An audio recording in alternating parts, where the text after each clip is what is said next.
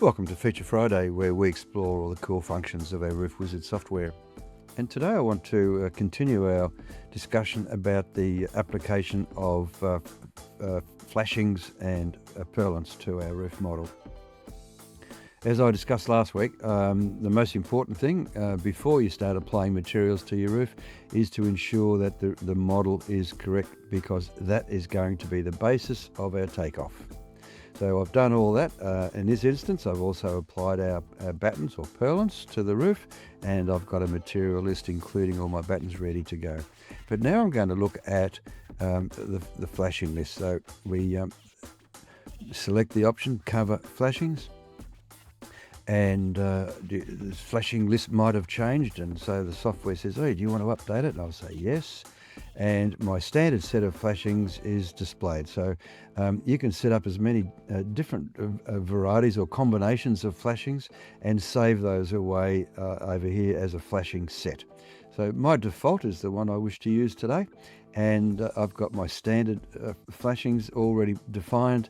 I've got a roll top ridge. The hip is going to be the same profile as my ridge cap, and I need to check maybe my fascia.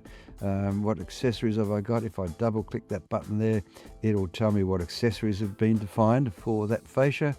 You will know better than me that often the accessories required for fascia when it's by itself is different to when it's fascia with gutter. And these will all have been predefined when you set up materials, which is obviously the subject of another conversation for later.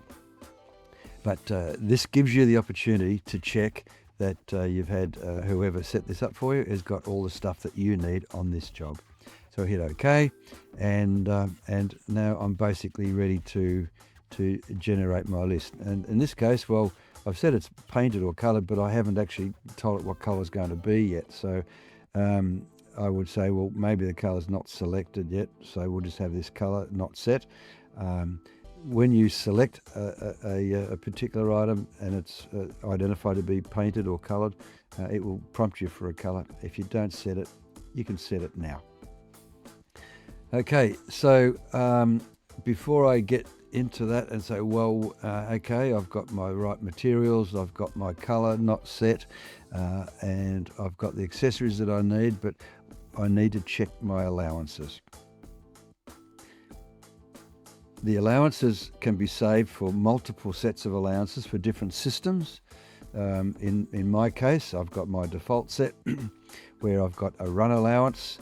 Now the run allowance is, well, that length of ridge is a little over 8 metres, so I'm going to add 300 mils to that run.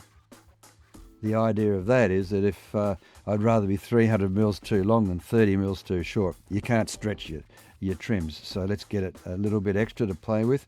Don't go berserk. The software does an accurate job, so you can just be modest, but make sure you've got that little bit extra. If that run is longer than I can fit on my truck, then I might need 2 lengths. If I need 2 lengths, in this case, this gutter is 10 metres. Well, I've only got an 8 metre bed on my truck, so I've got to split that into 2. Wherever I have to split my trims, I need a lap allowance accounted for. With regards to fascia and gutter, I also have an internal corner and external corner allowance, so my guys have got extra material to fabricate the corners.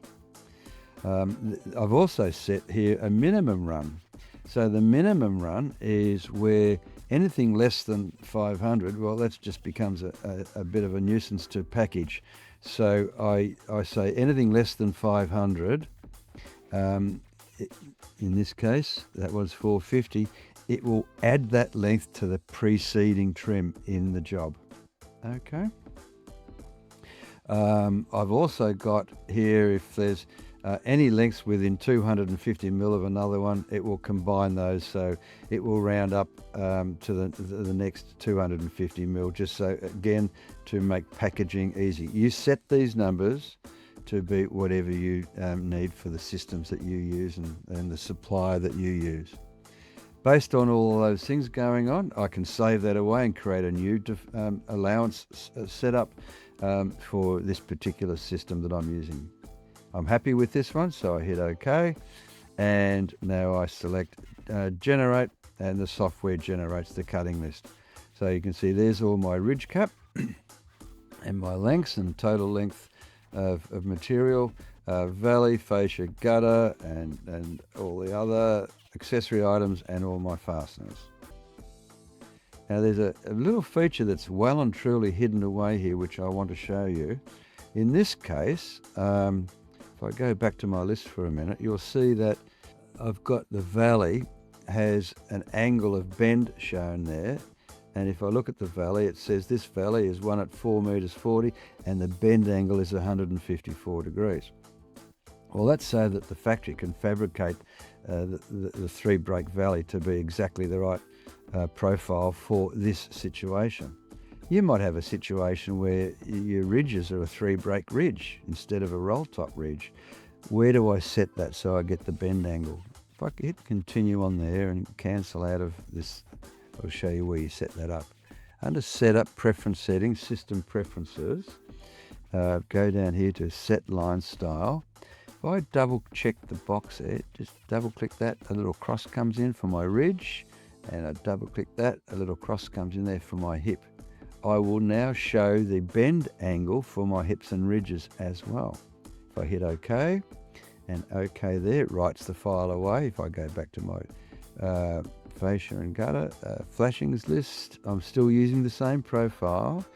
And now when I hit generate, it generates a new cutting list based on ridge cap bent to 154 degrees. That's all my hip. And ridge cap bent to 143 degrees, and that's all my ridges. So in the situation where you have specialized 3-break ridge or something similar, that's a powerful tool to implement. So continue out of there and continue out of there. The only other thing that I might think of helping you with here is that some of the annotation for the flashings is difficult to read, as it is in that case there. So we have a very nice function built into our generate flashings dialog box. Down here, move text.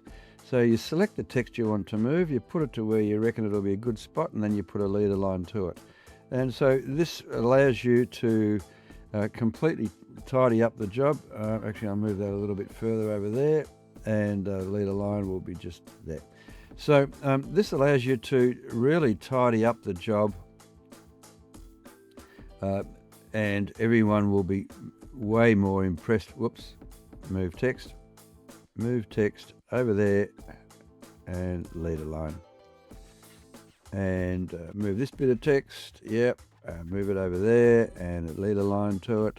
Now it's getting a bit busy. This one here, that's a bit hard to see. We'll move that out to there, put the leader line to it. So as you can see, tidy up, make the job look professional and presentable, and your customers will be really chuffed with the extra effort you've gone to just to make this job easier to work with. And that's probably moved a bit too far, so that's better. So, okay, move text makes the job a whole lot more useful, and you've done a better job to sell yourself to your customers. So, flashings, move text, and move the annotation so it can all be read. Well, that's it. Quick and easy for Feature Friday for this week. At any time, drop us a line if you have any suggestions or questions on what we do and how we do it, and we'd be happy to record tips on how to improve the way you do business. Well, that's it for Feature Friday for this week. If you like what we do, please subscribe or hit the like button, and we look forward to seeing you next week on Feature Friday. Have a great weekend. Bye for now.